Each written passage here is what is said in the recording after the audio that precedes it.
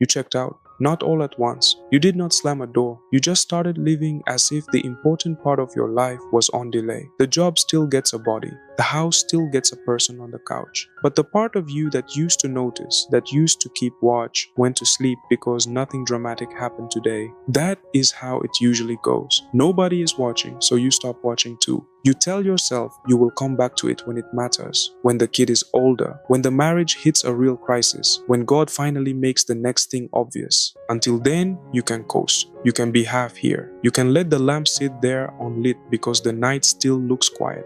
Jesus told his friends a harder version of that night. Stay awake, he said. You do not know which day your Lord will come. If the master of the house had known when the thief was coming, he would not have let the house be broken into. So you also must be ready. The hour you do not expect is the hour that counts. Then he made it a story about work, not a story about panic. Who is the faithful servant, the one the master put in charge of the household to give people their food at the right time? Blessed is that servant. If the master comes and finds him doing it, that person gets more trust, not a speech. But there is another servant.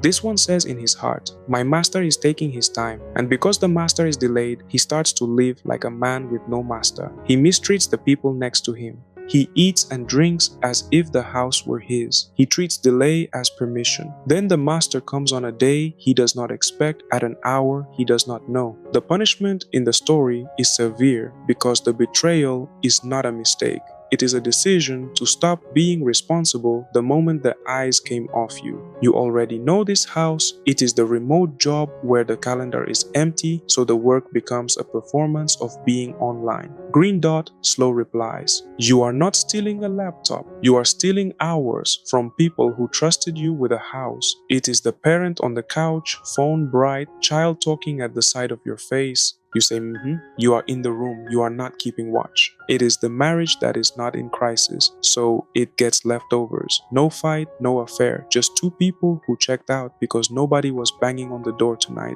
It is the faith that goes quiet because God has not raised his voice. You keep the language, you lose the watch. You call it a dry season. Sometimes it is. Sometimes it is the servant saying, my master is taking his time. Monica, whose day this is, did not check out. She kept watch over a son who was taking his time. Years of it, not drama every night. A lamp that stayed lit while nothing looked like it was happening. The gospel is not panic. It is, do not confuse delay with absence. Stay awake does not mean never rest. It means do not let a quiet Tuesday talk you into becoming someone you would not want the master to find. The thief is not always a disaster. Sometimes the thief is the scroll. Sometimes it is the joke you would not tell if the person you love were in the room. Sometimes it is the slow unkindness you allow because there will not be a performance review. So here is the watch, not a new personality, a small return. Put the phone face down when a real person is speaking. Do the unglamorous work you were trusted with,